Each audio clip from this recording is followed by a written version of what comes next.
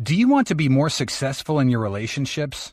Communication skills will teach you everything you need to know about communication, from body language and effective listening skills to verbal and nonverbal cues. Become the charismatic person you've always wanted to be and break down the barriers that separate you from others. Hello, this is Sebastian Clark, and you're listening to Communication Skills. Learn how to talk to anyone, read people like a book, develop charisma and persuasion, overcome anxiety, become a people person, and achieve relationship success. Provided to you by United Audiobooks. I hope you enjoyed my audiobook. Now, let us begin. Introduction. We speak to many people daily, but how much of our communication reaches the intended recipient as we hoped? Being effective communicators means exchanging information with clarity, empathy, and understanding. It's when two people exchange thoughts, ideas, opinions, and knowledge so the message is clear and understood. Effective communication requires clarity, correctness, completeness, conciseness, and compassion. Surveys show that businesses lose money due to poor communication skills.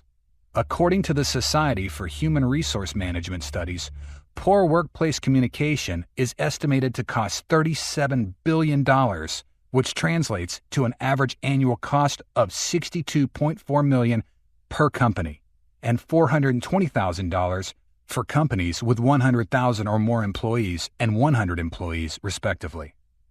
Companies with great communicators have 50% higher returns to shareholders than companies with ineffective communicators. Effective communication is an essential skill in the workplace and at home. It ensures that your words are easily understandable and that you can successfully convey your thoughts without confusion. It increases productivity and eliminates the possibility of misunderstandings. I like to think of communication as a two-way process. It includes both how we send and receive messages. It also includes the reading or listening and decoding of messages. Think about it. How would you tell the other person what you want, need, or feel if you don't communicate? Here's the thing. Humans cannot read your mind. You must communicate your thoughts. Communication is essential to the success of humanity. Communication relies on tools like language and body language to expand understanding between people. Communication can happen in many ways, such as writing, speaking, and more. Communication skills include three types: verbal, nonverbal, and written. Verbal skills allow us to express ourselves to others and convey meaning through words. You must choose your words carefully, but you must also pay attention to how you talk and when you speak. Nonverbal skills involve sending messages without speaking via body language or physical movements. Facial expressions and body position hint at how a person feels without having to say anything. Our body language can reveal more than we think. It might show that we're not open to communicating with someone when we say, "I'm good." Written communication. In this era of digital communications, people's interactions are primarily written. Emails and chat messages take up the bulk of conversations, including personal emails and customer service chats. If you're managing a remote team, it's essential to consider your written communication skills. Effective communication skills are a prerequisite for a successful performance on both business and personal levels. Developing a process for communication helps you to understand better what a coworker is saying and will allow you to work with them more collaboratively. It helps us overcome diversity, create trust and respect, and offer the opportunity to share creative ideas and solve problems. That said, communication can be challenging at times because there's a chance of misunderstanding. This can lead to disappointment, frustration, or conflict with others. Strong communication skills will allow you to connect better with friends, colleagues, and your boss. In our personal life, communication can help us understand other people's viewpoints better. It also allows us to avoid conflicts, compromise, and make better decisions. Communication is a lost art that most people need to relearn. In this audiobook, we'll discuss the following: the basics of communication skills, the benefits of communication skills in the modern world, barriers to effective communication and how to overcome them, principles of communication, types of communication styles, how your communication type can affect your message, the art of active listening, constructive criticism, empathy, the power of storytelling, So what are you waiting for? Come with me, and let's unlearn poor communication and relearn effective communication skills. Chapter 1. What is effective communication? Effective communication involves exchanging ideas, thoughts, knowledge, and information with the receiver to meet the sender's intention. Communication takes place in any manner best understood by the receiver. This can be in simple words or complex sentences, as long as they are well understood. Communication is more than just delivering a message. When starting a message, it's important to have a clear purpose. The message should be easily understood and in no way complicated. The information communicated must be complete, clear, and accurate. If the communication is flawed in any way, it may lead to the wrong decisions. The sender must ensure he is conveying the right information and that both parties fully trust one another. What is sent should be concise so that it can be interpreted straightforwardly. Effective communication uses various mediums and settings to accommodate the receiver. Always keep the receiver's need at heart when drafting a message that respects their point of view, which takes practice and experience. The 3 pillars of communication. Ethos. This means ethics, which measures the speaker's reliability. It determines whether the audience will believe in and listen to what is being said. Pathos. This means empathy. Unlike sympathy, a passive state of sorrow, empathy is active and seeks to imagine oneself in the other person's place. Logos. This word means logic, which portrays the strength and power of one's thoughts. It shows the speaker's confidence in their thoughts and how well they are expressed to the audience. For effective communication, one should be credible, understand the feelings of their listeners, and present their ideas to the audience skillfully. We'll discuss some ground rules you should remember when communicating with others later in the audiobook. Benefits of communication skills. Build trust. Effective communication with others builds trust. Listening attentively and accepting diverse points of view shows that you're a leader who is making the optimal decision for everyone in the group. You set an example for those who look up to you, especially if they've never been in this environment. It would be best if you build trust with your team so that they feel confident in their ability to complete tasks in your absence. Conflict resolution. Conflicts can be resolved and prevented by communicating effectively. To do this, keep calm, listen to the other person's point of view, and find a solution that will work for everyone involved. Offer clarity and direction. Effective communication skills can help give teams clear expectations. It also helps ensure you provide feedback that will get people back on track if they have a bad day. They'll work out their roles and responsibilities and those of others on the team. This alleviates confusion and problems. Foster strong relationships. Communication is important in all aspects of life. Listening, considering, and responding to the perspective of others can help create stronger relationships. Increases engagement. Employees will have more confidence in their work, leading to better performance and higher quality of content. According to the most recent studies, only 15% of employees are engaged at work. This means they are very satisfied and committed. If communicated effectively, this statistic could be increased, which would significantly improve employee satisfaction. Improves productivity. Team members need to understand their roles, others' roles, and what's expected of them to avoid disputes. By effectively communicating with others, you can save time and minimize conflicts. These benefits contribute to more productivity in the workplace. Promotes team building. Team members who communicate well will be able to rely on one another. Team members will not feel like they have to do the work for the group. Improved division of labor will lead to positive feelings and improved morale. Improving communication skills is the best way to ensure your team has a good work experience. This makes people feel listened to and understood, which leads to better work environments. Barriers to effective communication. Language barriers. Language can be a barrier to communication. Differences in regional vernaculars, accents, and communicating quirks make messages harder to understand. Imagine being in a company where you always struggle to get your point across because of vocabulary differences. If you've been asked to think outside the box, do something that's never been done before, or be more creative, you're probably familiar with this frustration. Pay attention to frequent misunderstandings, disagreements about unclear messages, and the like. The trick is always to use clear and concise language and avoid figurative language, jargon, and slang. Use visual elements to illustrate important points in critical documents. Other tools like Grammarly Business can help improve the fluency of your writing too. Cultural barriers. Communication barriers often stem from differences in social norms and values.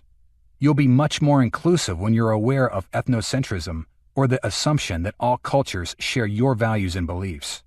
The key is to understand the different rules for etiquette in different cultures and self-educate on these cultural differences.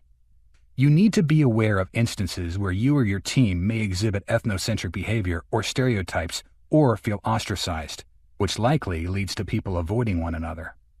To get past cultural barriers, consider implementing sensitivity training sessions and one-on-one meetings. Establish clear workplace etiquette and brand culture rules, but be open to changing them as your team evolves. Instilling a culture, whether at home or at work, builds camaraderie, creates unity, and breaks down cultural barriers. Physical barriers. Working remotely is becoming increasingly common, and people may find themselves thousands of miles away from the team. Without a strong connection, things such as communication can be limited and distractions will inevitably arise. Excessive tardiness in the workplace usually means a problem with demotivation or physical distractions. To address physical barriers to communication in the workplace, companies should keep up with the latest telecommunication technologies and provide employees with a comfortable environment. Also, offer private, closed offices for employees to collaborate or work without interruptions. The best strategy is to seat employees who work closely together in the same area. Psychological barriers. Conflicts are inevitable in any home or workplace, but they can cause serious problems when people's differing opinions clash. Differing communication styles will hinder a team's productivity. A lack of trust can make communication difficult. If employees feel unheard or unsupported, they'll struggle to excel. Watch out for a lack of employee feedback, an increased number of employees going on vacation, and a lack of collaboration between team members or teams. You overcome psychological barriers with training and resources or mandatory anti-harassment training. Create a trusting environment by attending team-building events and encourage open and honest communication. Technological barriers. Technological barriers to communication aren't always based on the tools themselves, but on whether the person using them has been adequately trained. To ensure success in using these technologies, it's important to regularly update your hardware and invest in the right communication tools. You should also build up your capacity by checking out training courses. For example, suppose you notice a frequent rate of technology failures, slow or poorly performing platforms, or misuse of technology due to a lack of understanding. In that case, this is a sign of a technological barrier to effective communication. One way to address technological barriers to communication in the workplace is by upgrading or replacing technology as needed. Other methods include training and resources for employees to use new technologies as they become available. You should use communication tools with multiple functions compatible with your existing structures and workflows to have a successful brand. Set up rules for when to use specific platforms in your style guide. Organizational barriers. Successful businesses need to be able to communicate effectively.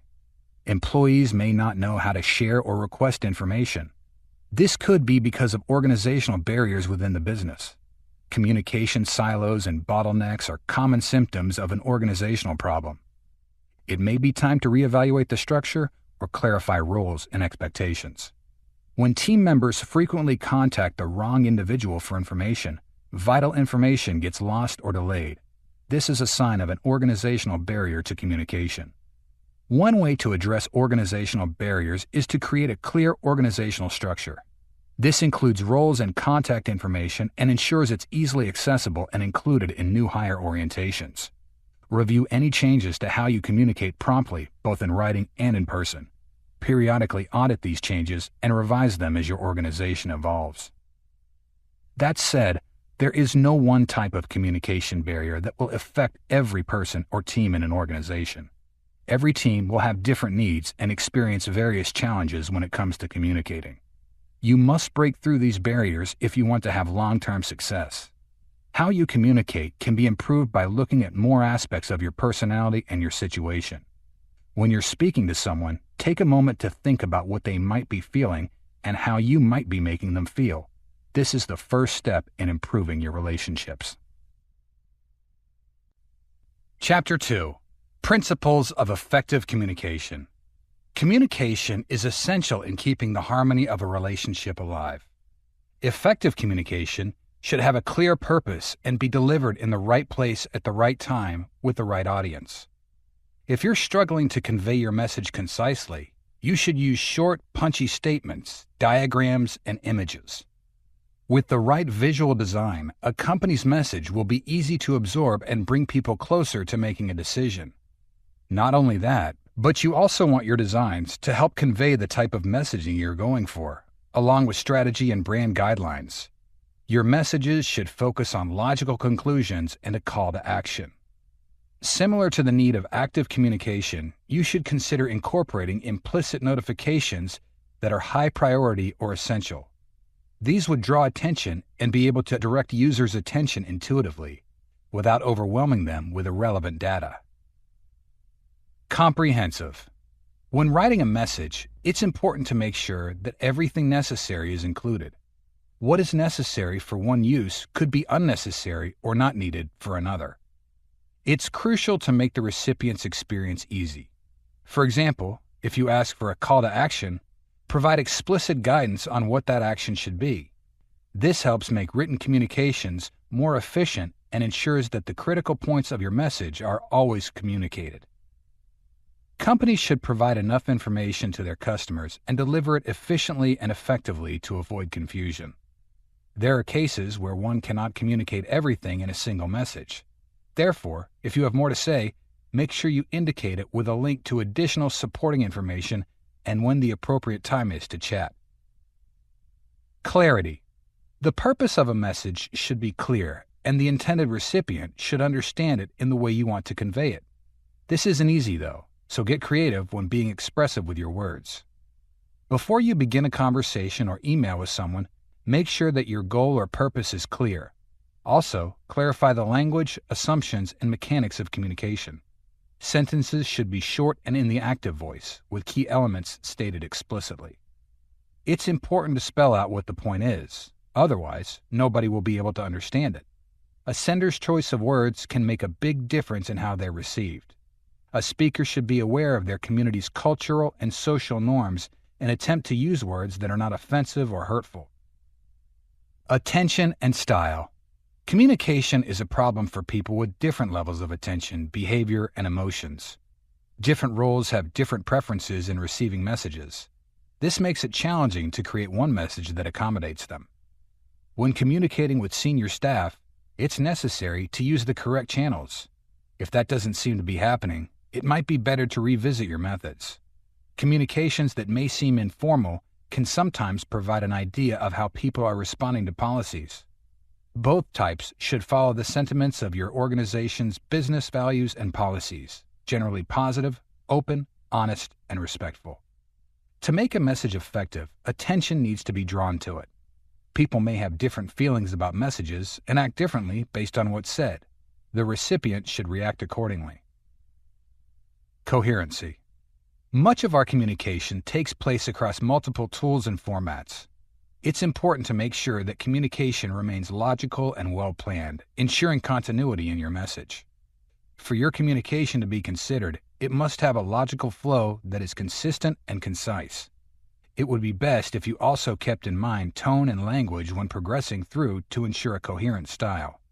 Make sure all your messages say the same thing without contradicting one another. Organizations should connect their messages to their company values and the context of company relationships.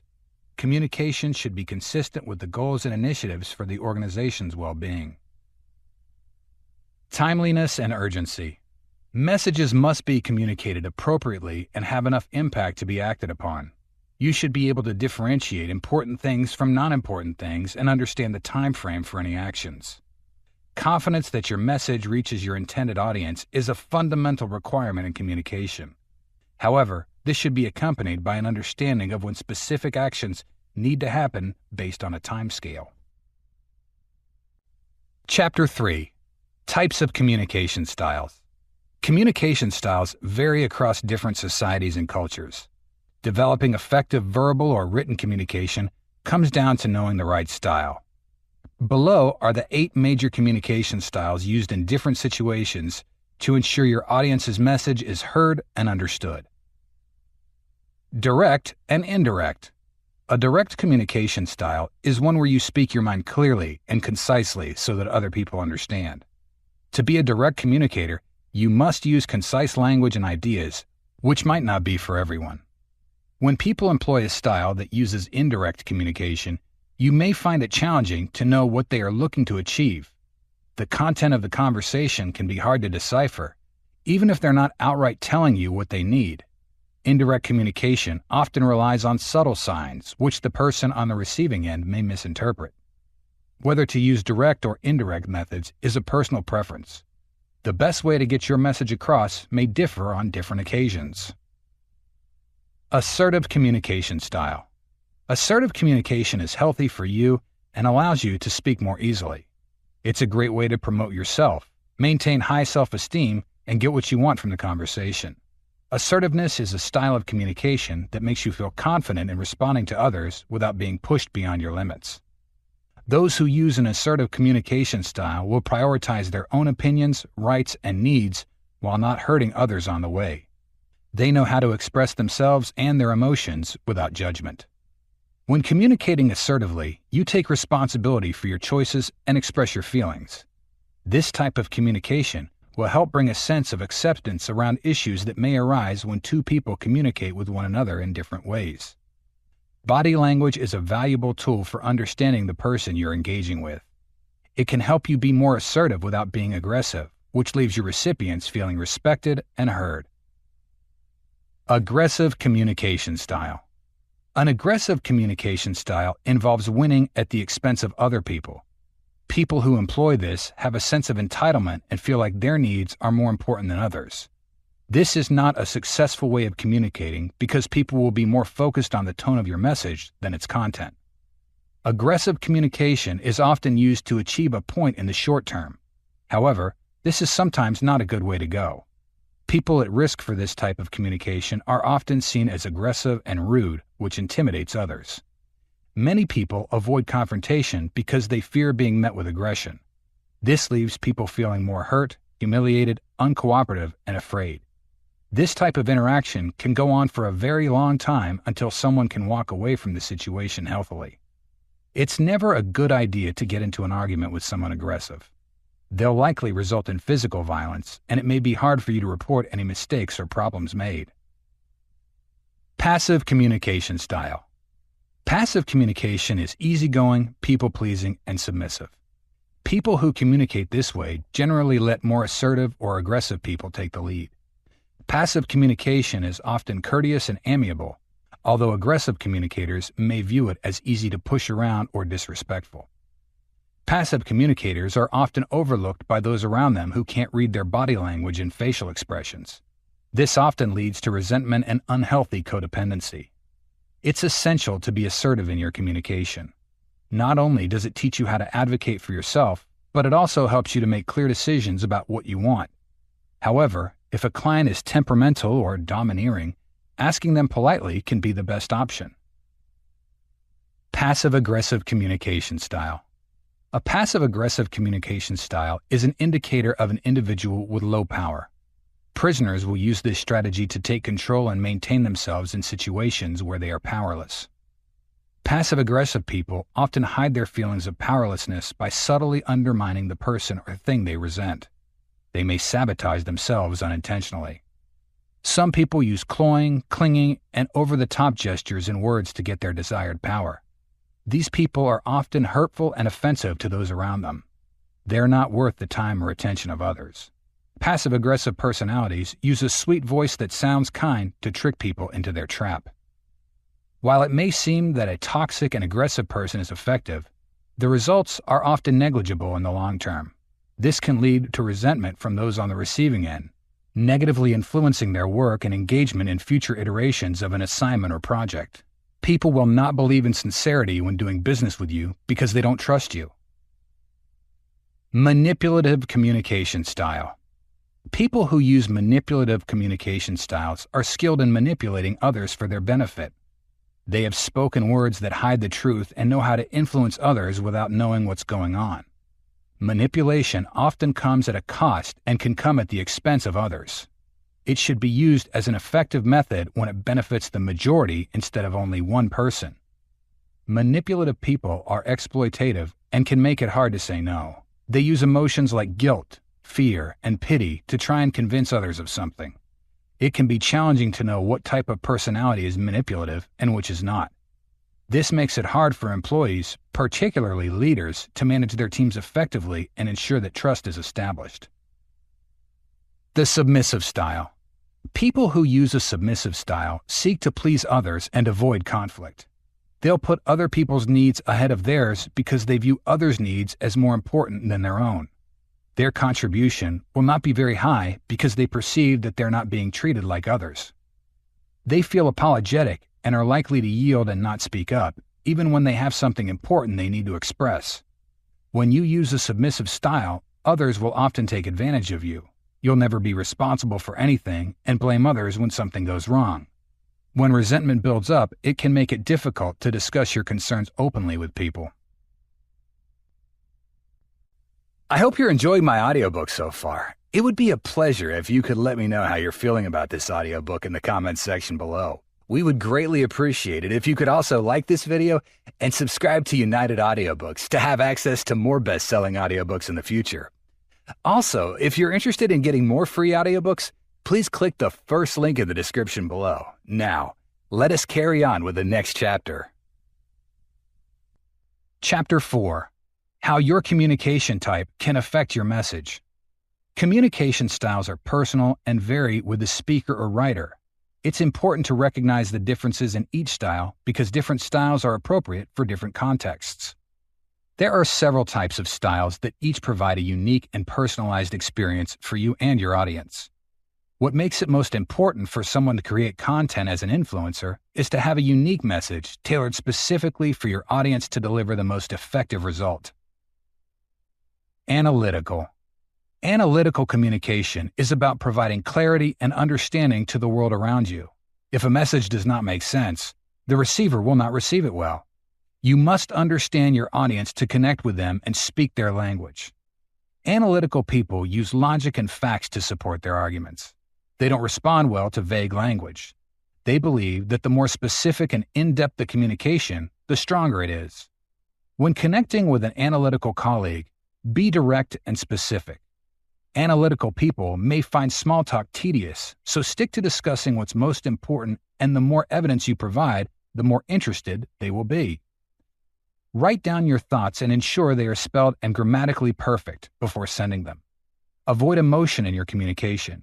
Your tone should be professional. Empathy is key to success, but you should focus more on data than emotions in this situation.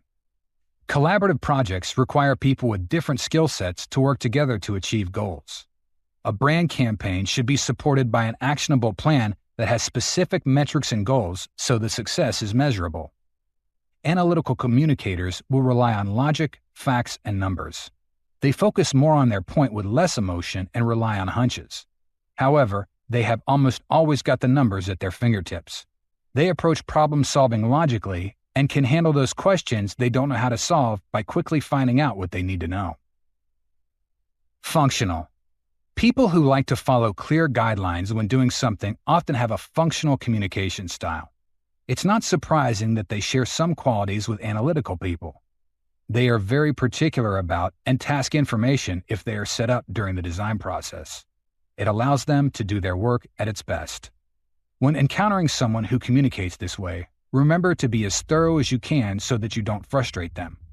Preparing for a verbal exchange with written materials is important to communicate your ideas as clearly and precisely as possible. This could include writing and practicing both your verbal and written communication skills. It's important to encourage discourse and make your business's resources available to help. One way to achieve that is by being willing to answer questions. As a functional communicator, discussing any unexpected issues with your team is essential. If you've not been able to understand the matter thoroughly or need feedback related to your work product, you must express interest in hearing other perspectives. Intuitive. An intuitive communication style is one of the most important traits for someone who enjoys thinking creatively. They are most interested in the long-term vision of a project rather than data or minute details, which allows them to stay focused on the big picture. The most effective way to connect with a colleague is by providing a bird's-eye view of the issue. Intuitive individuals derive motivation from understanding the impact of their actions in the context of the bigger picture. Discuss only the critical issues for your team members to know about. Just because you can't cover everything doesn't mean you should over-explain anything. Nurture inspiration by providing space for new ideas and being empathetic to employees. That said, you can find an exemplary communicator by paying close attention to their approach and skill set. Creative and insightful communicators are an excellent match for your business, as they are open to exploring new opportunities, creative solutions, and ways of approaching problems. They are also less likely to get bored or overwhelmed by overly detailed tasks and have a knack for succinctly getting to the point. Personal. More often, this style is diplomatic and tactful. They often see things from a macro perspective, which helps them solve issues better. And just like other intuitive personalities, they focus on the big picture rather than being concerned with the small details. When communicating with someone who has a more intuitive style, we should make an effort to connect first. This will help us avoid some potential miscommunication. Whether you're emailing, tweeting, or even talking to a peer on the phone, you must use the right tone. Your tone reflects more than your personality.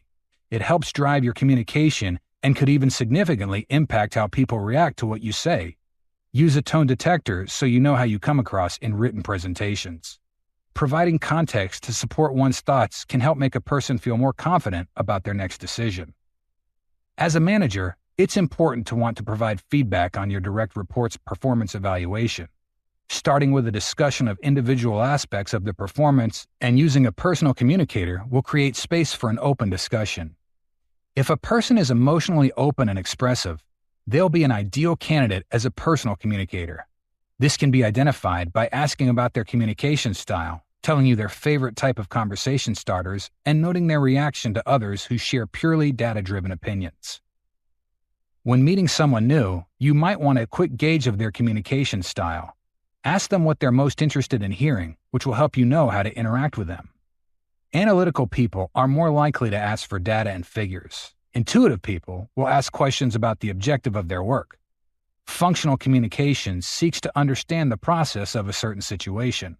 Personal style is typically used to have more deep conversations. So, why does it matter to understand the different communication styles? Familiarizing yourself with different business communication styles will allow you to recognize how others want to connect to you. You can avoid conflicts and manage any difficulties that might arise in the workplace. It will also help you identify where your strengths lie and where they need improvement. Effective communication is the key to a fruitful workplace relationship.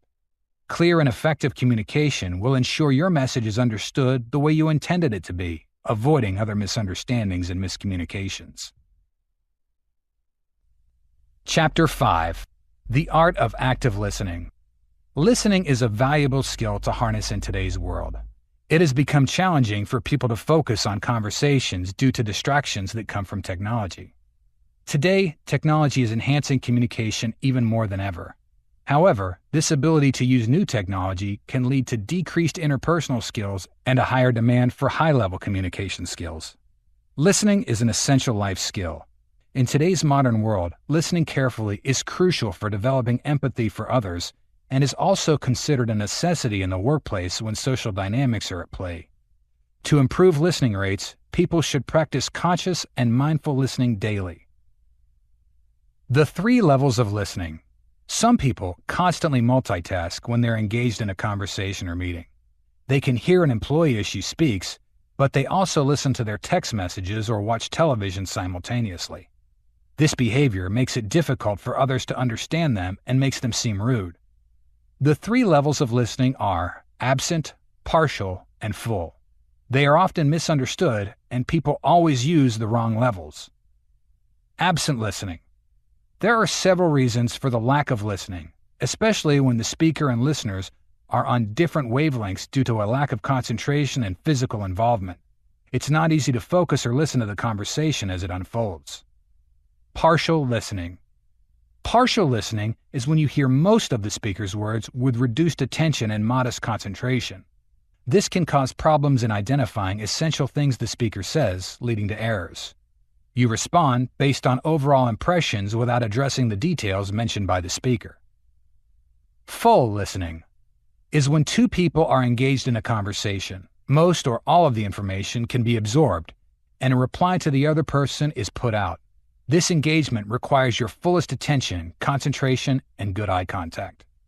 Sometimes a person gets lost in their thoughts, and they don't realize it until they miss out on what someone else is saying.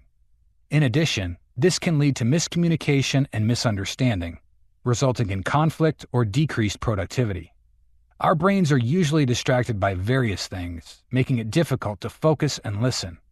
Environmental barriers such as background noise, the distance between the speaker and the listener, poor seating arrangement, and interruption by unexpected events can make it challenging to communicate. Speaking too fast or using an incomprehensible accent is a significant barrier for people who are not native speakers of a language. Not objecting to what the speaker is saying and speaking without having a clear idea of what you are trying to say can also pose difficult obstacles for people not fluent in the language. There are internal barriers that could hinder listening to the speaker. For instance, if you can't put your full attention into what the speaker is saying, you're probably not going to be able to understand them. Additionally, if your mind drifts too far off in an unrelated direction, it may hurt your ability to listen and comprehend what's being said. When you have a preconceived idea and make assumptions about what the other person is saying without allowing them to elaborate, you are being defensive and are not truly listening. You may be unwilling to let someone else's opinion help shape your own. The experience filter allows one to project themselves onto another person to understand the situation even if their life experiences differ. This can be difficult, but it helps solve many people's interpersonal issues. A mood filter also helps you customize your responses to the other person's words. This helps you feel either positively or negatively affected and enables you to respond in a way that makes sense for the situation. Ways to improve our active listening skills. Pay attention. Listen to the person speaking. Give your undivided attention and be engaged with them. Suppose you're in a situation where you need a moment to finish preparing before the meeting begins. In that case, it's always intelligent to politely ask for a few minutes before shifting your attention. This shows that you care and are considered polite. Try to clear your mind before you have a conversation with someone else, and make sure not to let distractions or anything else get in the way. Focus on what the other person is trying to say and notice their body language and tone of their voice, even if they're subtle. Not all conversations are meant to be a fast switcheroo. Sometimes it's best to take note and digest what's being said before jumping back into the conversation. Withhold judgment. It's often thought that we judge somebody by how they speak, their different views, or not knowing them well enough when we meet them. It's important to be open-minded and understand what the other person has to say instead of imposing your interpretation of their opinion. In the long term, it will benefit you since you will become better at communicating and understanding different sides of an argument. Patience. Interrupting someone while they are speaking is rude. If you must say something, wait until they've finished their sentence so you can get a better understanding of what they meant. Learn to give up control and give the speaker as much time as needed to finish the conversation. Notice your conversation partner's physical cues and responses to context.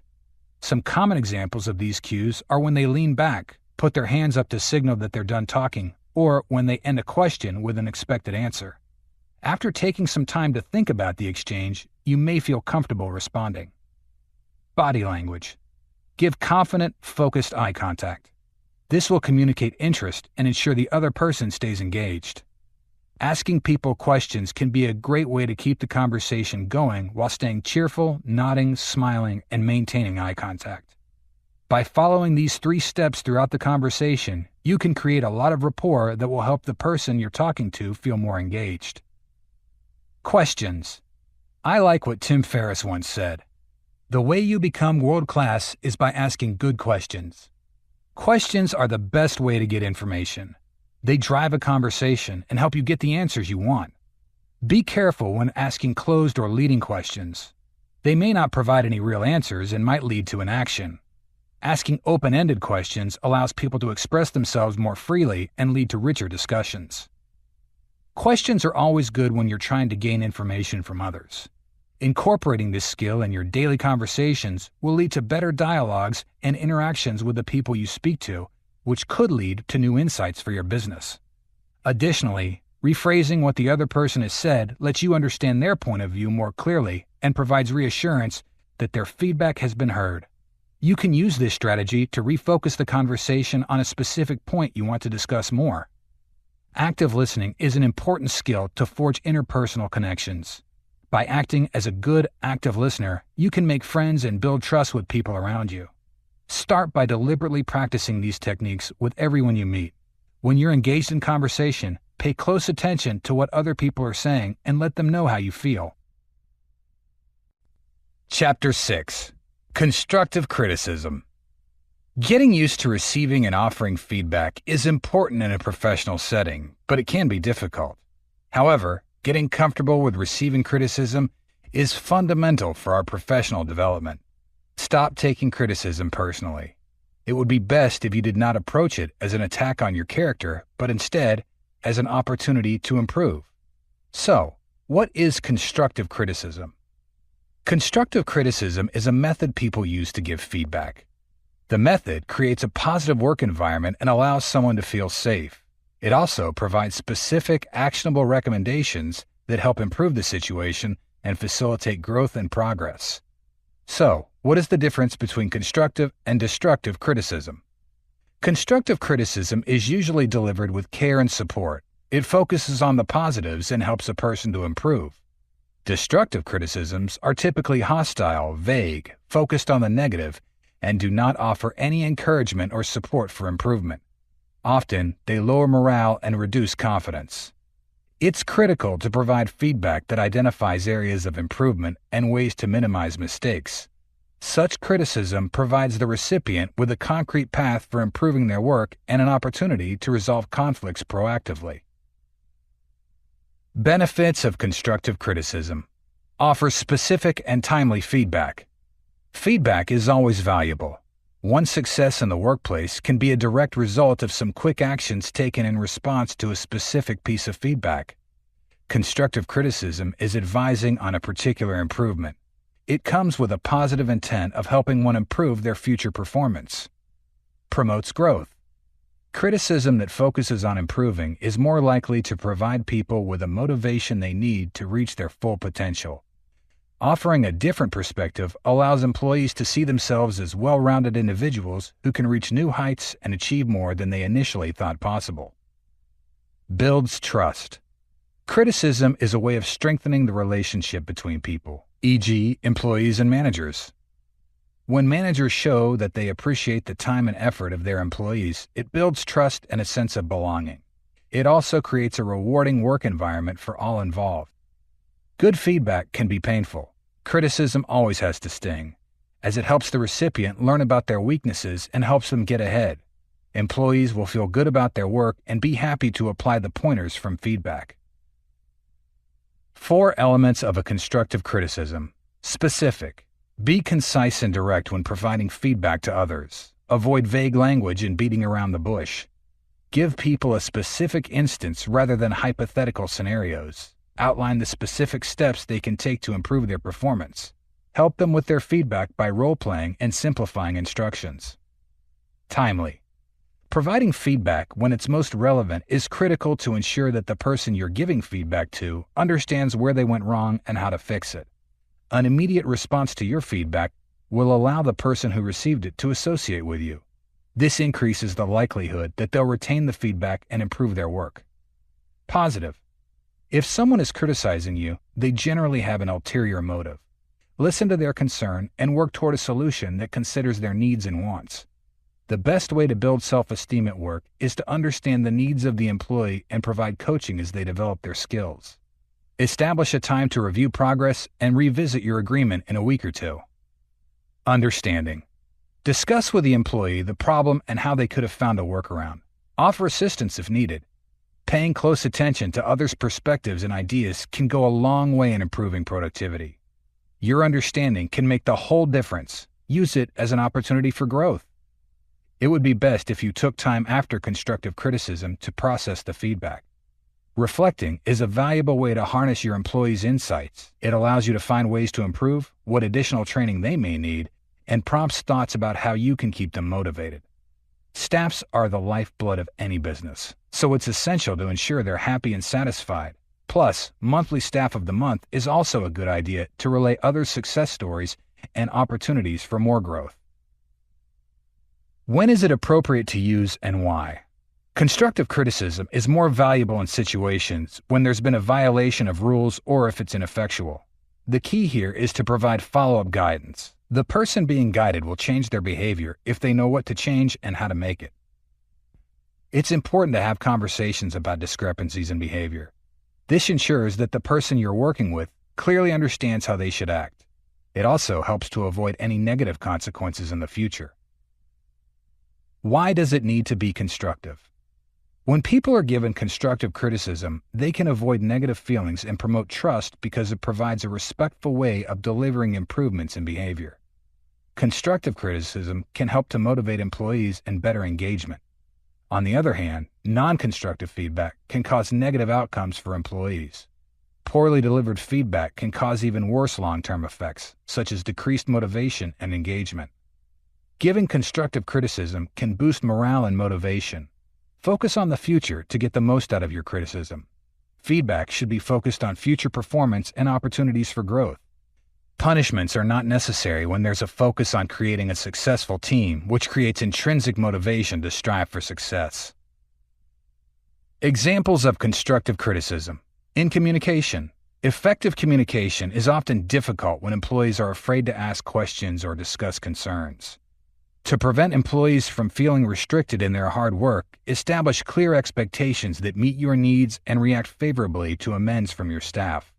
This will encourage strong communication and a sense of teamwork within the office. Let us consider an instance where an employee struggles to speak up about challenges in the office. How do you give them constructive criticism? Hi, John. I'd love to hear about your project so far. Do you have any questions or concerns? I want to help you where you might be facing challenges. Please keep me posted so I know the progress and what needs my help. In case of missed deadlines. When deadlines are missed, it can indicate a lack of organization or issues with time management. Discuss the missed deadline with your coworker and offer help where you can. You can say something like, "Hi, Mary. I appreciate your work's attention to detail and quality. I'm just concerned about a few missed deadlines that I noticed. Sometimes things move fast here, and I have some time management tricks you might want to consider. But before that, is there something specific causing these delays? I'll be happy to help you move things along." In collaborations. Collaboration is critical for team success. Through collaboration, employees can make a difference in their areas of expertise and grow their skills within the company. But how would you offer constructive feedback to an employee struggling to work in a team? "Hi, Patrick. Your resourcefulness and problem-solving skills are admirable, especially as you should see them as a gift. However, it would be best if you shared your expertise with others in the office who need it as a way of building capacity. This way, you can also have an opportunity to learn something valuable from your colleagues too. It would be nice if we set up weekly brainstorming sessions with the team." In performance appraisal. Performance evaluations are an opportunity to communicate with employees how they feel about their performance. By asking them specific questions, you give them a chance to improve areas you think need improvement. The best way for employers to get the most out of their employees is by soliciting their opinion on how they're doing and suggesting ways to improve. This will help them identify flaws in their performance and take steps to correct them. You could say, "Hi, Jane. You mentioned earlier that it takes you a bit longer to complete a project. Based on past projects, most of this time is spent troubleshooting and solving problems. I think this is what prolongs project turnaround. In future projects, would you try limiting troubleshooting to just an hour, after which you can escalate the issue for the rest of the team for help? This way, you can close projects much faster." Tips on how to give constructive criticism. The sandwich method. The sandwich method is a way of putting one positive criticism next to a different positive criticism to make them stick out more. Instead of criticizing the person, the sandwich method is used by some people as a way of complimenting. Here, the feedback is broken into 3 segments: positive, improvement, positive. Hence, it is also called the PIP method. At first, you'll need to pick out the things you like about the item. Next, you'll put those strengths into a more specific context by outlining why they're important, explaining why they work well within a specific event or situation, and then pointing out any opportunities for improvement. Finally, close off the feedback by reiterating what's been said and the positive results expected if the criticism is followed through. Constructive criticism is always better when you give it to someone after first telling them about their success. It's less confrontational and therefore more productive for both parties when the receiver can see what you're trying to do instead of being talked to in a "you're wrong" manner. Communication is the cornerstone of any relationship, and it's important to remember that to create a positive work environment, you must be able to share your concerns objectively. It would be best if you ended with a positive message by sharing more positives that your team could be proud of. The final statement will improve morale and leave others feeling uplifted rather than feeling like they've just been told what you think. Sometimes the best way to help another person to understand is to give them a critique. Explain in detail what you pick out as a problematic issue and then provide suggestions on how they can best address it. The feedback sandwich is most effective when used to avoid criticism and praise. The point of the feedback sandwich is not to engage in fake praise or butter up others. The feedback sandwich is a great way to practice emotional generosity. It can help the person learn what they're doing well and share what can be improved. Focus on the situation. When giving or receiving criticism, focus on the situation. This is not an opportunity to attack the other person. To eliminate the chances of miscommunications, be direct and avoid unnecessary passive hostile words. To make your feedback more effective, use I-centered language. Phrases like "I think," "I feel," and "I would like to add" will help the person receiving the feedback understand it's about the situation or behavior instead of you as a person. Be specific. When giving constructive criticism, be as specific as possible. One way is to list out the objections in detail and communicate those to your workers effectively. A vague comment is unclear, but when you're specific, it helps clarify. Implementing this method will help others understand what they're explicitly doing in their jobs and also be more productive than being lost and confused. You should make your focus points objective and not subjective while offering suggestions to your team. What you should do is provide key points of feedback and a clear call-out for clarity to make your point. This feedback loop helps others understand their work requirements better. It also gives them a sense of agency, allowing them to feel more in control of their work environment. Give recommendations on how to improve. As time goes on, you'll start to see what improvements need to be made. It's important to be selective in giving your employees tips for improvement so that things don't get misinterpreted. Be open to communication and listen to what your employees have to say. Do not assume. It would be best if you did not assume people's intentions are what they say. Instead, always try to observe your team members' reactions and ensure that their feedback does not upset them. Always make sure you're giving the other person the right advice. If you're unsure of the facts, it's best to refrain from providing suggestions until more information is gathered. Giving constructive criticism is not always easy, and recipients may struggle with receiving it. Leaders, managers, and employees must work together to produce the best result. Feedback is a necessary part of any relationship. Your employees must know how to improve their skills. It doesn't mean you're trying to harm their persona or show disrespect. So, how do you receive criticism? One way to accept constructive criticism is to take a deep breath and not to react in anger.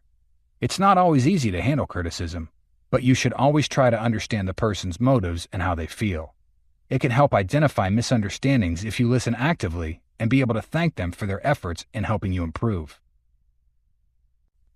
Chapter 7. Empathy.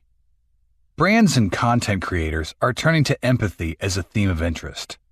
They're trying to focus on the emotions of others and how they can better understand their pain. Organizations are starting to prioritize empathy in their communications more. Do you know why? Simple. Empathy starts with listening, the first step to successful engagement. Empathy is a process of understanding other people's perspectives, feeling what they feel, and sharing that with them. Our brains are wired to experience other people's emotions, which makes communication effective and relationships harmonious. Research shows that an empathic connection between coworkers leads to higher performance. This is because employees who feel listened to and understood perform better than their coworkers who do not have such connections. But is everyone naturally empathetic? No. Today we can empathize with others through an increasingly broad range of channels. Poor empathy skills are not just an individual issue, they can also indicate a larger cultural problem. Some people are good at understanding how other people feel, and others are not. Some people notice you're angry when you start yelling. Others understand your anger from the get-go. No matter the starting point, you can learn to be in tune with others and show your empathy in your day-to-day interactions. Here's what your empathy teaches us. To understand oneself. You have to understand and accept your feelings to understand the emotions of others, especially those who you interact with regularly. Understanding and accepting your feelings is essential to health and mental well-being. To understand others. You can learn to understand others by practicing. It requires your committal to thoughtfulness. By taking away the mystery and steps, it becomes easier to build relationships with people that are both personally fulfilling and lead you to greater recognition and success in your career and life as a whole. To master nonverbal communication. Understanding what someone else is feeling can be invaluable. To use verbal and nonverbal communication well, you must use empathy. This could help you determine when speaking up or promoting interaction is appropriate. Why exactly is empathy so important for us? We are social beings. It's impossible to get by in life without talking to other humans. The ability to read others' motives and emotions allows one to perceive how they want to be treated, and more importantly, what they need from you. It's also a great way to understand how others perceive them to make any necessary adjustments. Career and business growth. Building a good business relationship is about understanding your audience. To build trust, you must understand your audience's needs, wants, and expectations. Empathy is a process that makes everything healthy and organized. Whether you're trying to build trust-based marketing or create healthy cooperations with your colleagues, it will benefit everyone involved. A better understanding of nonverbal cues. Communication is more than words and can be challenging to understand at times. Understanding what someone means in a conversation is something that many people struggle with. People who have difficulty understanding others often have trouble reading between the lines of conversations and are more likely to miss essential discussions they do not hear. Better conflict resolution. When you understand the other party's needs, reaching a win-win situation becomes easier. You can avoid misunderstandings by blindly grasping for a solution and focusing on finding mutually beneficial solutions instead. Convinces and motivates others. When you can see the world from someone else's point of view and see their motives, feelings, and preconceptions, you'll find it much easier to convince others of your point of view and motivate them to do something. Different people across the world have different needs and motivations. It can be really easy to misjudge if you aren't ready for that, which is why empathy is important for understanding a given person quickly. Broadens your horizons. Empathy has been proven to help people understand the world holistically and live more fulfilling lives. It increases understanding of the world and provides valuable insight into how your actions can impact others. Empathy makes us human. We need to practice empathy in order to be successful, fulfilled humans. Barriers to empathic communication. Lack of skills. Empathy is something we can cultivate and develop like any other skill. That's how learning to empathize can help you master any skill. To master a skill, we need input from the people in our surroundings. When our family members don't ask for or value our opinion, it is difficult for us to communicate with them in the way we want. We may find more repeated efforts for them to be dismissive and ignore our feelings. Above all, this can make us feel adrift and hopeless due to a lack of empathy for them. When we grow up in such an environment, we easily slip into the same patterns when interacting with the people we work with. A lack of empathy can lead to problems in the workplace. It causes a lack of care for peers and teammates. It leads to difficulties in apologizing, being indifferent, and not listening to others. Lack of time. Lack of time is a common reason people cannot sustain meaningful relationships or perform high-quality work. Many struggle with juggling work and life responsibilities, which can be one of the biggest obstacles to a well-rounded life. Sometimes, the tasks we have to do can be too much for us and stress us out. When people feel overwhelmed and have difficulty prioritizing their needs, they may be disrespectful, rude, and indifferent. Lack of focus. Sometimes, during a conversation or project, we can be distracted and unable to focus on the task. This is because our attention is occasionally out of focus or on unnecessary things. It can be challenging to commit to the conversation or project when this happens entirely.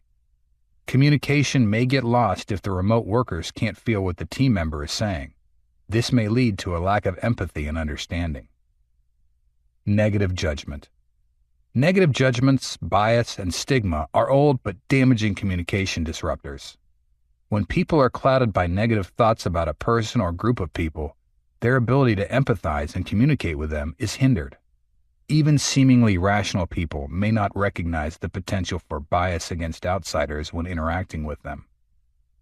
We may all have biases, but it's essential to realize that they should have minimal impact on our behavior and communications. Try looking for other ways to communicate your message without judgment, bias, or stigma. Anger. Sometimes we say things we don't mean and have difficulty maintaining high levels of empathy. But even in cases like these, it's difficult to communicate with our team members effectively. At times, anger is just an emotion that hides other feelings like hurt, fear, and shame. Communicating these emotions with empathy and honesty will lead to a more positive outcome for everyone involved. Tips for developing empathy in communication.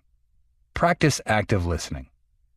To develop empathy, it's essential to improve your listening skills. Listen closely to others during a conversation fully to understand their information. Avoid multitasking or letting your mind wander while you're with them. When we practice listening, we get information that allows us to collaborate better. Once they are done talking, summarize what the person said and then ask follow-up questions. This will help you make sure you understand their thoughts and can also be a nice gesture that shows your respect for them. Allowing others to express their opinions is effective because they'll likely share their insights and thoughts.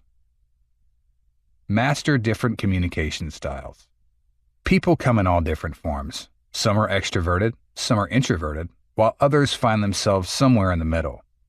Understanding the different styles of those around you and adjusting your communication accordingly can improve your skills and make more productive conversations.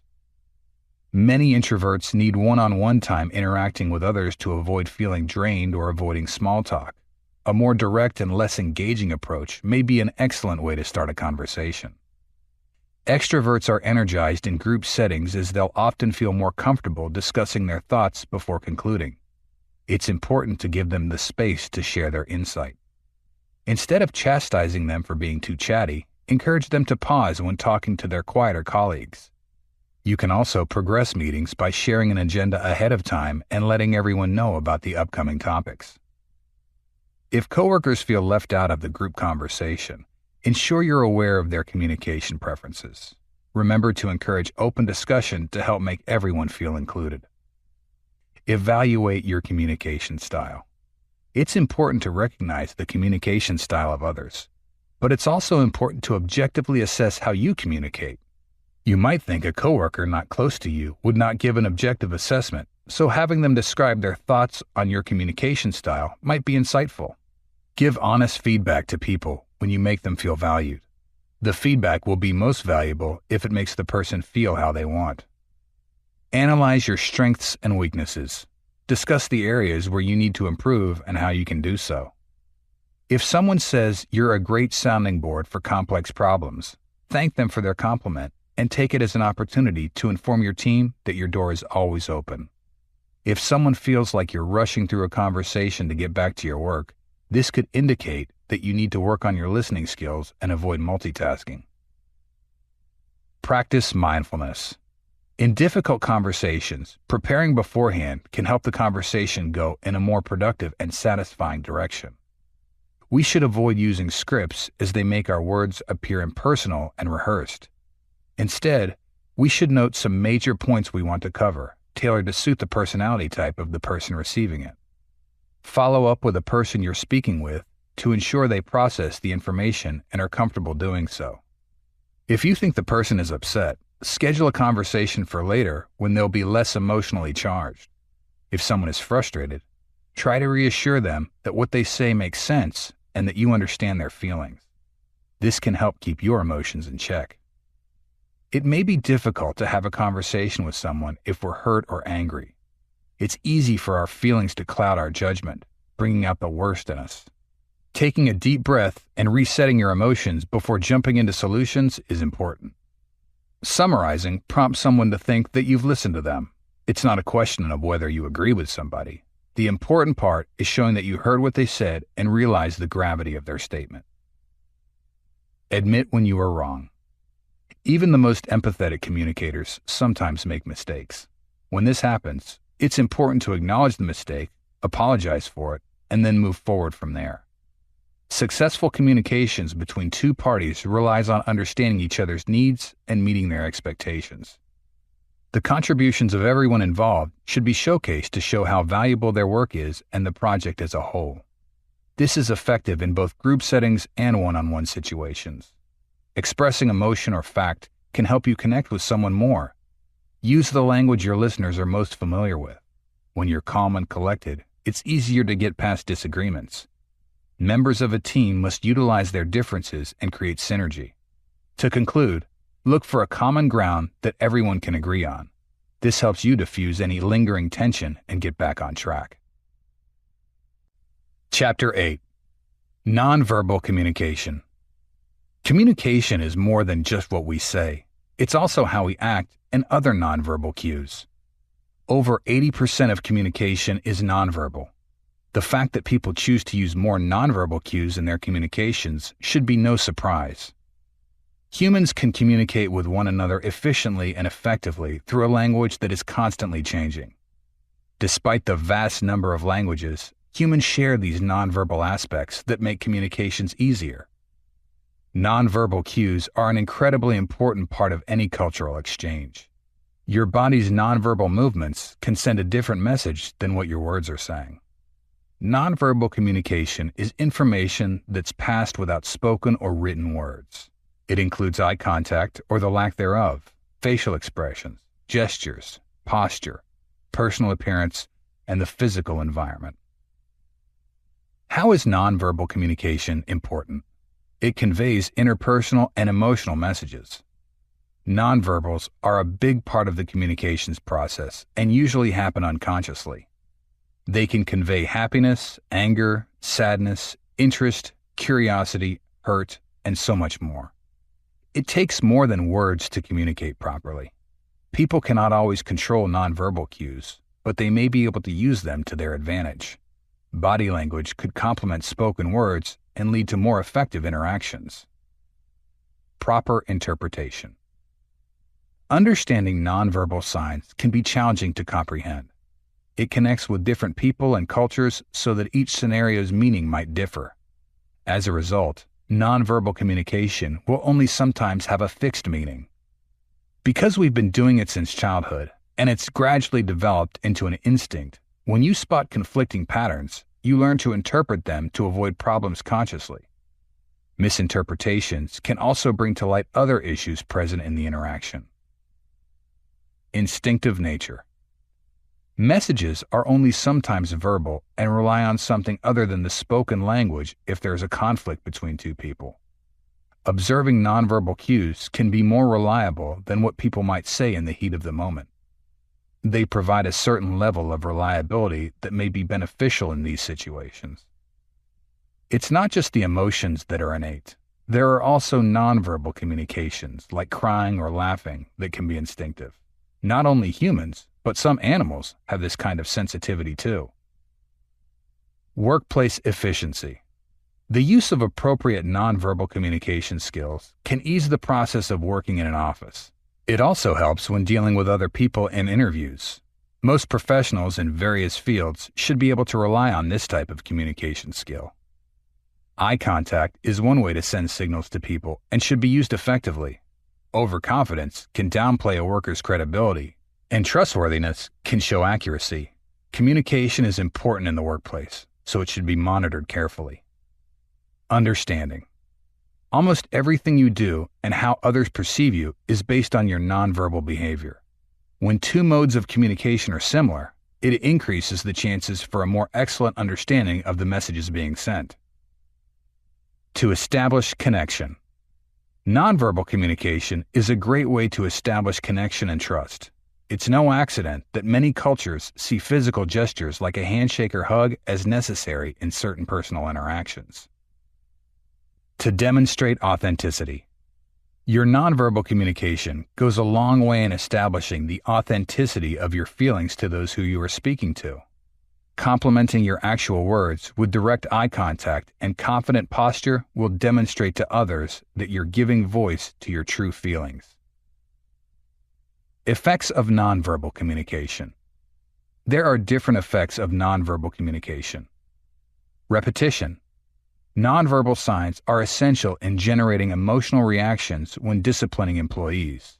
When you see this type of physical reaction, it is generally a sign of how serious the situation is for that employee. Contradiction. Nonverbal communication can sometimes be a contradiction of verbal communication. For instance, when you ask someone, they say they're fine but show many signs of being sad or crying. Substitution. Nonverbal communications can often be better than words, especially contextual. Traffic signals also communicate important things without words. In games, barriers or walls will block you from progressing farther or lead you to an area that has been found and are used to indicate the goal of the game. Complementing. Nonverbal messages like expressions, gestures, and postures complement verbal signals. For example, when someone says they hurt, their face might also hold an expression of pain. Gestures can also add meaning to words and phrases with similar meanings. Accenting. Nonverbal communication can help clarify vague language. For instance, if you're talking to someone on the phone or meeting for lunch, it's a good idea to use signals that provide clues about what you're saying. Other people will become more aware of the points you want to be emphasized and why.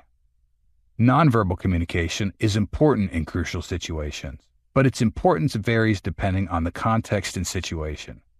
With it, one could understand and succeed in specific communication scenarios. Sometimes, nonverbals can stand on their own, while others rely on the verbal ability to get a conversation going. Types of nonverbal communication. It usually consists of body language, anything from facial expressions to gestures or other body movements. Posture.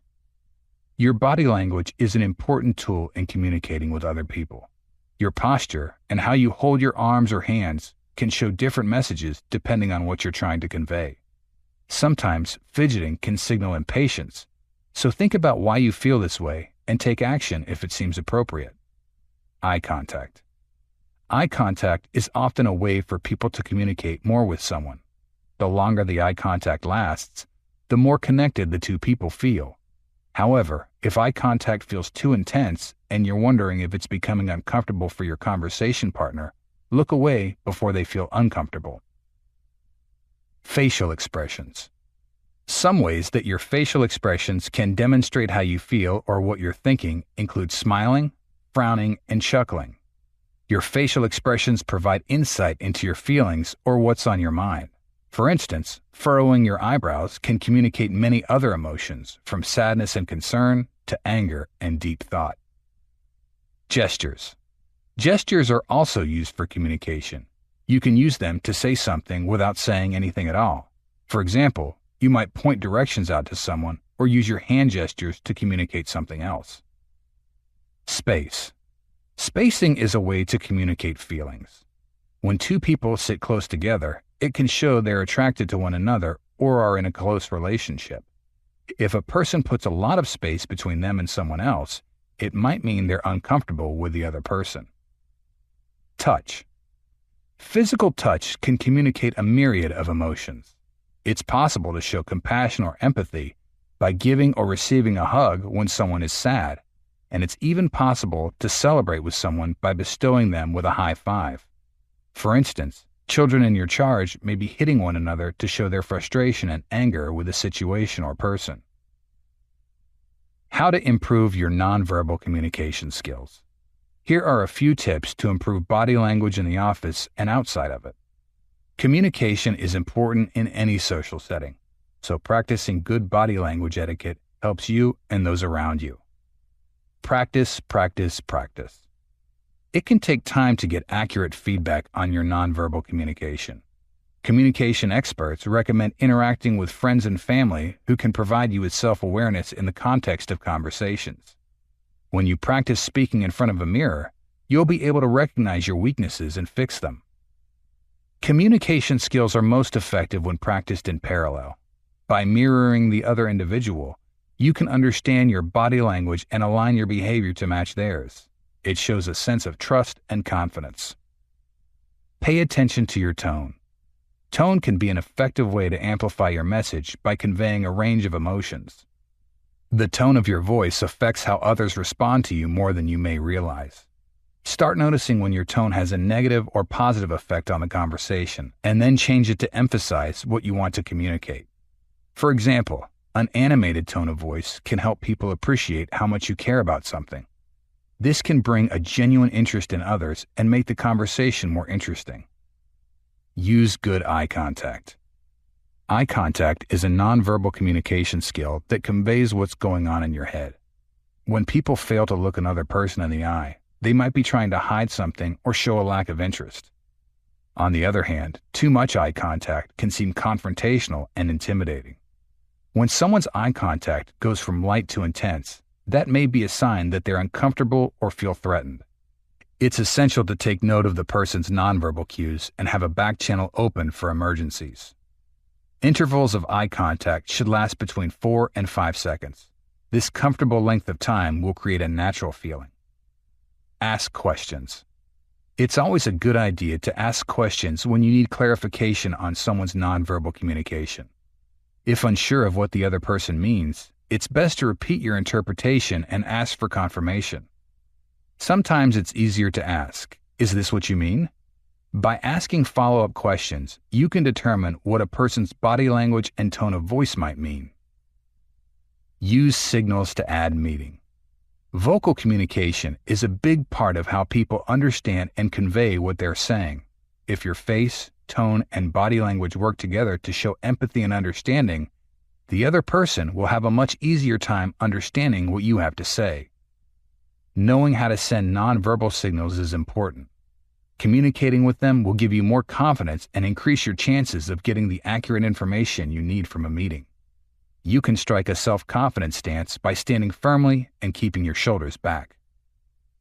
Consider the context. Communication requires consideration of the situation and context of the communication. Miller advises always to consider culture when communicating with others. Some situations require more formal behavior, and depending on the culture, that behavior may be interpreted differently. Nonverbal behaviors are essential in every situation. We must be mindful of how we choose to use them in different contexts and the level of formality they indicate. When you work with colleagues, it's important to understand the context of the nonverbal signals used by coworkers to convey your messages effectively.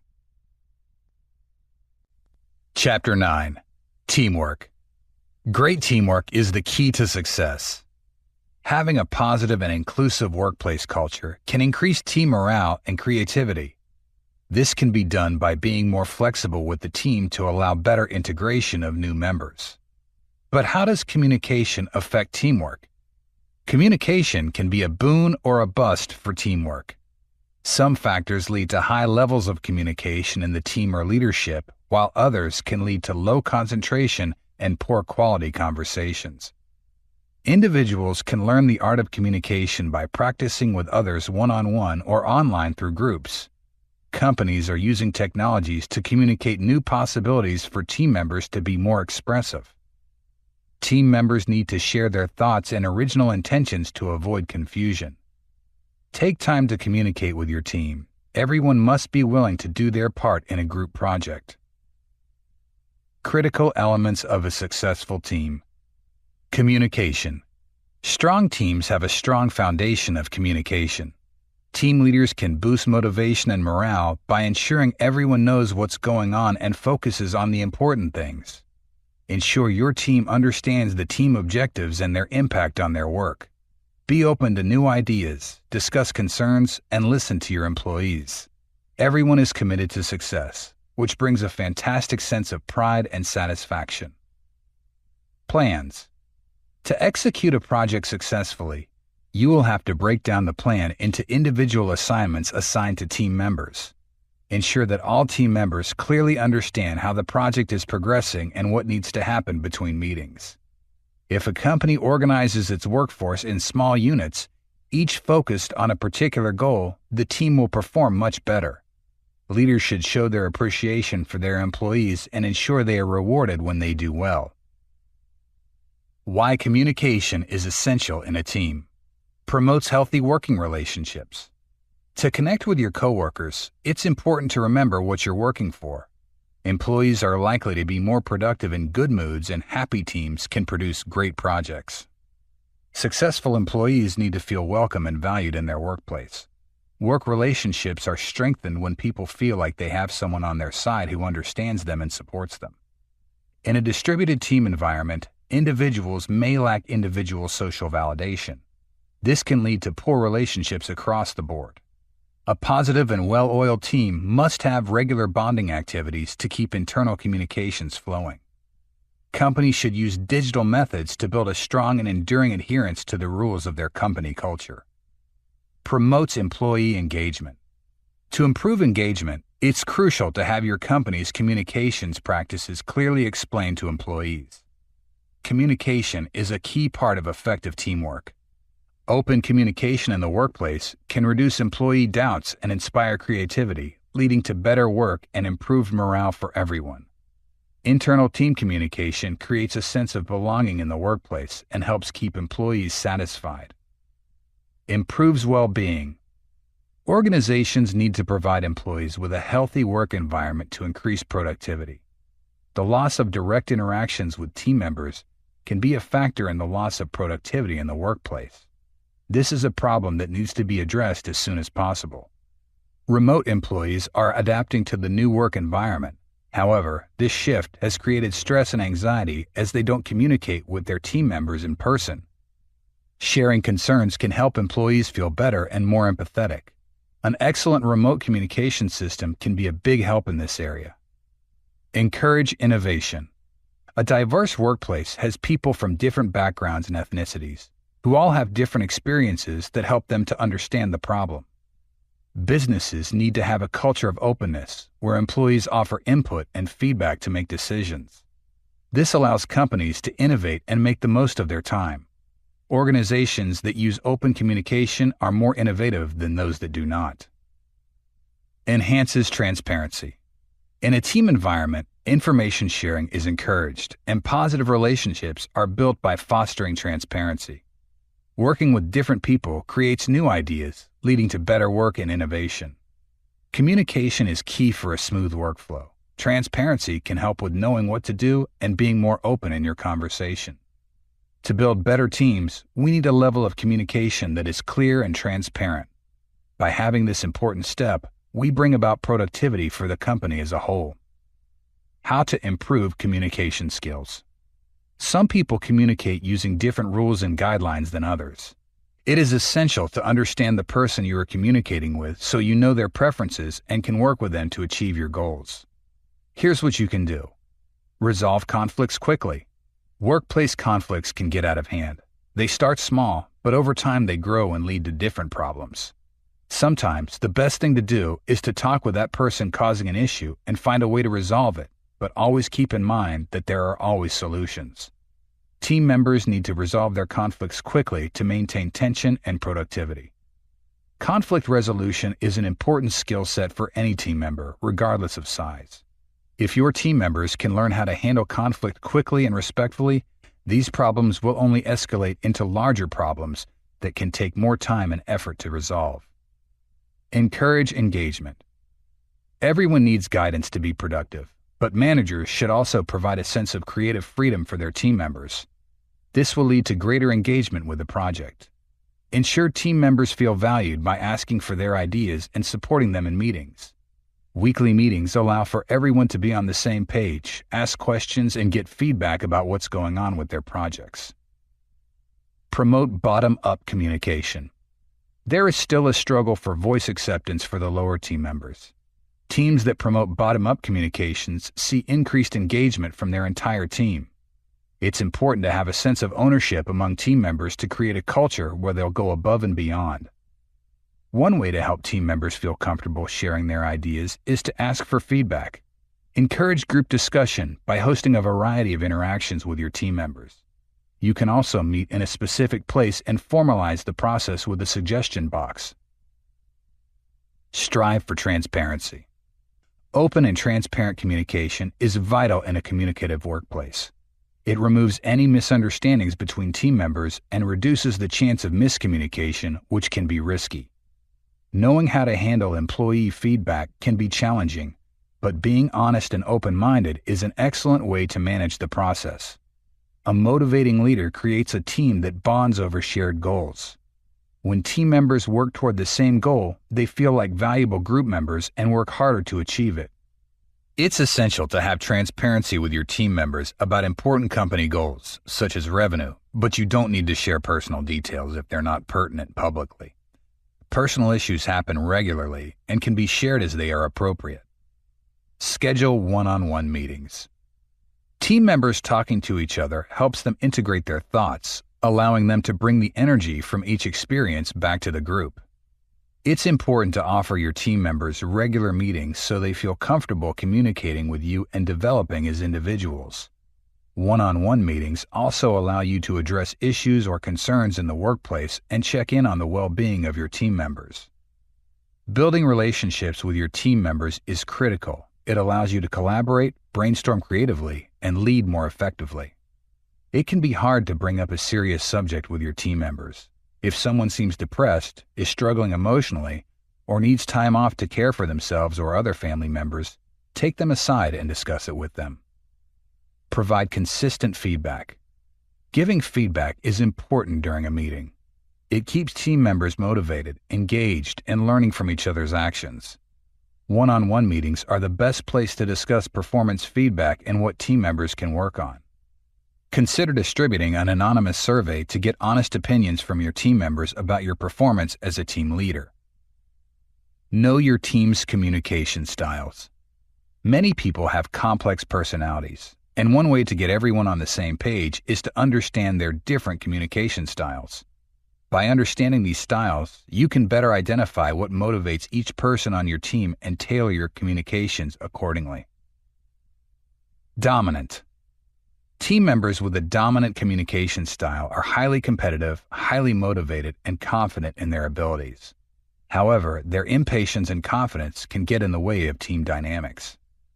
You should implement some gentle yet powerful techniques when motivating your team members.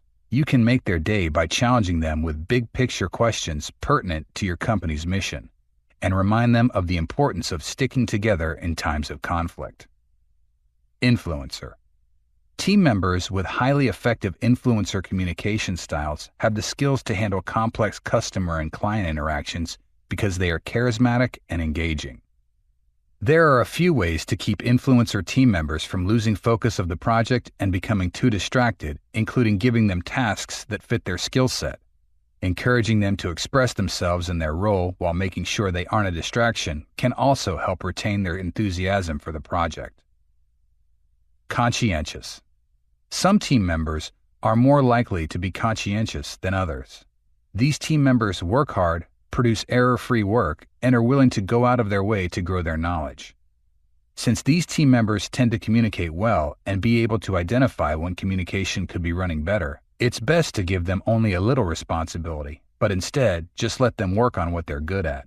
Outline clear guidelines for proper workplace communications and provide a transparent experience for all stakeholders. Steady. Stable team members want to work in a consistent environment where their work is valued. However, more popular members may feel they can only be in one place for a short period and might not enjoy a relaxed environment. A more traditional workplace might be a better fit for stable team members who prefer consistency, and allowing team members to be set in their roles and providing them with a stable environment is key to having an effective workforce.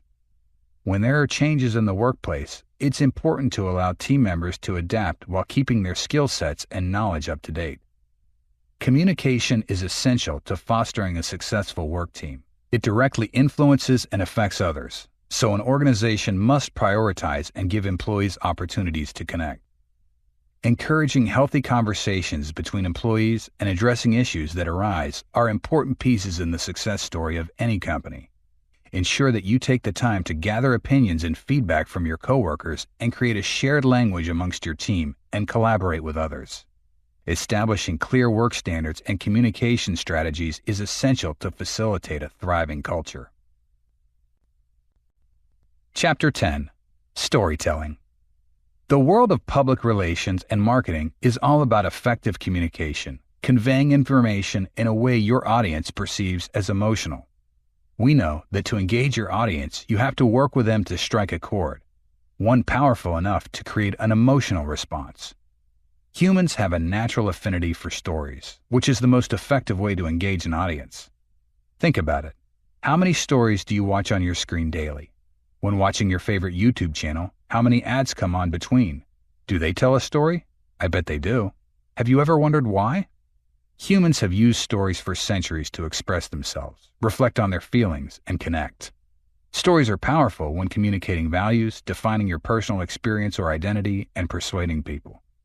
Public relations, communication, and marketing professionals can use stories to help them achieve their goals. Stories can be used to persuade or build trust between parties. The reason perspectives become widely accepted is that they are presented in a personal narrative that's easy to digest. Companies are utilizing storytelling more nowadays to connect with the public, influence their behavior, and motivate change. Why is storytelling important in communication? Stories are a versatile vehicle for companies to communicate their message. The use of storytelling in a product helps the recipient remember the product better, and they become more likely to trust that product. A storytelling approach is a great way to express your culture and personality. By doing this, you can convey your brand's unique culture to external stakeholders. Companies that have clear, concise values and goals for their brand will be able to create a more robust culture and identity for themselves. Storytelling is an effective tool for business communication. It allows for a connection between the company, management, and its customer, creating a more cohesive vision of the company. When they resonate with listeners, they give them a sense of being part of the story and company. In addition, stakeholders get a good reason to be invested in the company's future. How to create a compelling story. One factor to remember is that stories are not just about information. They're about emotions and experiences too. Humans have been telling stories for thousands of years and do so every day. But how they tell those stories can change a lot. A problem statement and solution. A setback might happen when you attempt to make a significant change in your life, or when your confidence is shaken. There are good heroes in stories because they keep going despite the hard times, and are great visionaries who take action before it's too late. When a resolution happens, it usually comes with thrilling and satisfying moments for audiences. Tap into emotions. Emotions make stories powerful. Your listeners need to see what you're talking about. Descriptions of people, challenges, and benefits can help bring a story to life. Keep it simple. Storytelling should be simple to understand. You'll want to keep your writing relatable so your audience can put themselves in the character's shoes. Make it relatable. To engage your audience, you should relate your story to themselves. Writing about how the challenge changed your way of thinking or how it shaped the outcome will make readers more interested in what you have to say. Your audience will identify with the challenges presented in your article. Using relatable examples, you create an article your readers can easily relate to. Storytelling is valuable to the success of a company's communications. It builds trust with audiences because the company puts them first, and it's essential for a brand to have its narrative. A compelling story does not have some magical quality that makes it different from any other story. The author's job is to ensure the audience stays focused on their message. To be an influential communicator, you need to know how to use words, images, vocal inflections, and diverse media content that engages the audience. How to be a great storyteller. Know your target audience. Identifying what your audience wants is key in determining how you can be successful. Being able to measure the success of your message will allow for adjustments in the future. These are both skills that communicators should be able to acquire and use in their jobs. For example, when advertising for a car brand like Toyota, the choice of the car model in the story may differ based on the demographic group you're targeting. If you're successful at answering their questions, you'll know how to write a story that's more effective and has a better chance of hooking your audience. You'll also know what type of reaction they might give. Be truthful. To stay true to your brand and vision, it's essential to maintain a sense of consistency and avoid shifting from the core message. If a story is being told about your company, stay true to that. Otherwise, it can turn people off and you may miss out on good PR. Go with a character your audience can relate to. Brand advertising relies heavily on characters. They are used to establish a connection and generate feelings toward an advertisement that would not be possible with text and visuals alone. Learn from successful examples, but be authentic. Storytelling can provide a great source of inspiration for your brand. You don't want to copy and paste your company's story. Instead, find a way to incorporate lessons from an inspiring story into yours. With the new trends in the market and successful examples out there, it's essential to stay up to date to find your voice. Pay attention to your channel of communication. The type of platform you are storytelling on can greatly impact how much engagement you get. Nowadays, the digital age has brought with it new tools for storytelling. Individuals, organizations, and companies must be familiar with these platforms to tell their stories effectively. Conclusion. Communication is the foundation for a solid and successful work relationship. Communicating effectively with others, facing vulnerability, and acknowledging personal responsibility are essential. Developing skills in effective communication is important for both personal and professional reasons. Effective communication starts with a contemplation of one's goals, then preparation, followed by an exchange of information. It's important to be able to communicate in a variety of ways. Skills like vocal communication, written communication, and visual communication are vital in the workplace. Asking the right questions can lead to a better understanding of another person's thinking, which translates into a more productive workday. Get in touch with your communication skills and witness the positive results for your short-term and long-term goals. It's very important to be a good listener and practice active listening. This can help you better understand what others are saying so that you can respond to output with greater clarity. Keep your message direct and concise. Avoid using filler words and get straight to the point. Using excessive words, pacing, or speech, this person may tune out or not understand what you're talking about. Body language is a meaningful way to show others you're confident and friendly. It's important to keep your body language open and to invite. Your tone warm and friendly, and maintain eye contact with those around you. It can also help to watch for the tone of voice when you talk. An abrupt tone could turn someone off nearby, while a calm one opens people. Eye contact can help establish trust and make the other person feel comfortable, but it's important to ensure that you're not making another person uncomfortable by staring. Being confident in your communication can be as easy as keeping a positive mindset, maintaining eye contact, having a calm demeanor, and speaking conclusively. Try not to make statements sound like questions or aggressive or demeaning. Regarding disagreements, it's important to remember that both parties often come from their perspective. It's best not to make assumptions. Instead, be respectful of others. Being respectful is an important aspect of communication. It can be as simple as paying attention to what someone says, using their name, and not being distracted. People will feel like their opinions matter and appreciate the other person more because of it. There you have it. All you need to know to be a professional communicator. So what are you waiting for? It's time to put these tips into practice. Remember, practice makes perfect.